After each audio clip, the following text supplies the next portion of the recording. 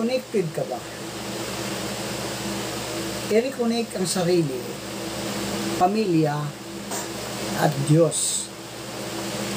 Sa makabagong panahon, ang pagiging konektado ay tila isang pangkaraniwang bahagi na ng ating araw-araw na buhay. Gayunpaman, mahalagang pagnilayan kung ang ating mga connection ay tunay na makabuluhan at nagbibigay ng halaga sa ating pagkatao. Sa seryeng Connected Ka Ba, tatalakayin natin ang kahalagahan ng malalim at matibay na ugnayan sa ating sarili, sa kapwa at sa Diyos upang mapalago natin ang isang buhay na puno ng tunay na koneksyon at kahulugan.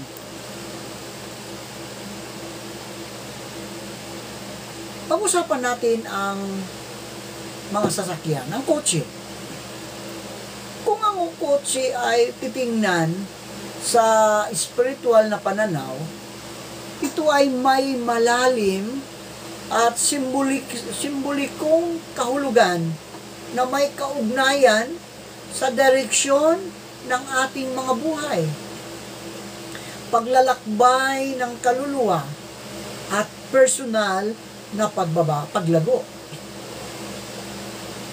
Narito ang isang posibleng spiritual na mensahe ng kotse. Una, direksyon ng buhay at layunin ng kaluluwa. Ang kotse ay maaaring kumatkatawan sa iyong buhay o espiritual na landas. Kung ikaw ang nagmamaniho ng kotse, ito ay simbolo na ikaw ay may kontrol sa iyong espiritual na direksyon. Ikaw ba ang nagmamaniho ng sarili mong buhay? O baka naman, ipinaubaya mo sa iba? Pangalawa, kalayaan ng paglalakbay ng kaluluwa. Spiritual na mensahe ng kotse ay paglalakbay ng kaluluwa patungo sa mas mataas na antas ng kamalayan o pagunlad. Ang pagmamaneho ay maaaring sumisimbolo ng pag-usad mo sa iyong inner journey. Ang pangatlo, kailangang balansihin at pag-iingat. Kung may problema ang iyong kotse, o sira, nawala ng kontrol, o na-flat, ito ay maaaring babala para sa inyo. Nawawala ka sa tamang direksyon. Kailangang ayusin ang ilang aspeto ng buhay, katulad ng emotion, mental, and spiritual.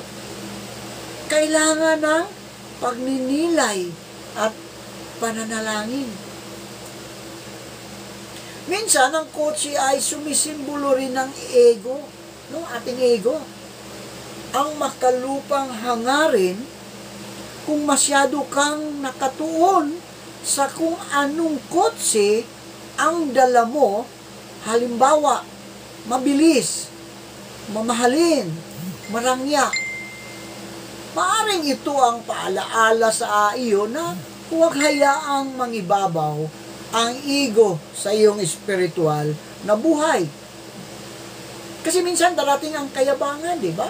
Kapag ikaw ay nagdadrive ng isang marangyang kasasakyan, ito po ay magiging ang ating ego, ang ating kayabangan ay dumarating. Kaya huwag nating hayaang mangibabaw ang ating kayabangan upang hindi ang ating spiritual na buhay ay naroon pa rin ang humility.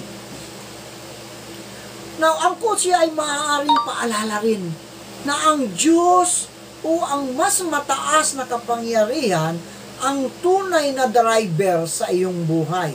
No? Dapat, kaibigan, kapatid, ang tunay na driver sa iyong buhay ay ang Panginoong Hesukristo.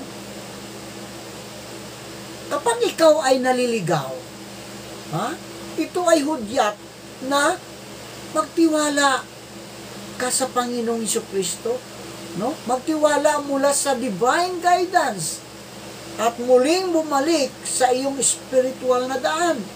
Dahil kung si Kristo ang driver ng iyong buhay, hindi ka maliligaw, kapatid. No? Hindi ka maliligaw. Kaya konektado ka sa Kanya No?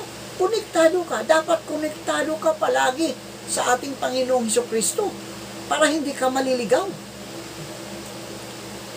Halimbawa, ng panaginip na may kotse o ang kahulugan, nagmamadiho ka sa madilim na daan.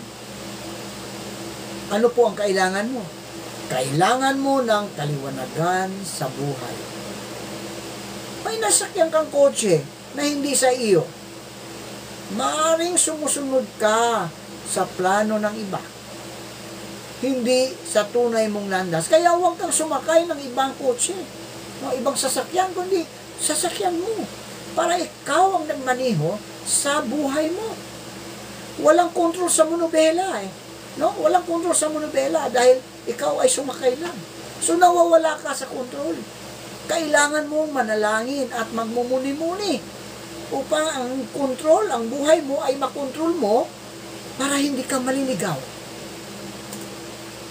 Ayon nga sa Nahum, Kabanata 2, talatang 4, ang mga karwahe humahagibis sa mga lansangan, paraot parito sa mga liwasan. Parang naglalagablab na sulo ang mga ito at dumuguhit na parang kidlat. Kapatid, ito si Brother Kingland ang nagsasabi, connected ka ba? Connected ka ba sa ating Panginoong Hesukristo? Hanggang sa susunod, mga kapatid, purihin ang Panginoong Diyos.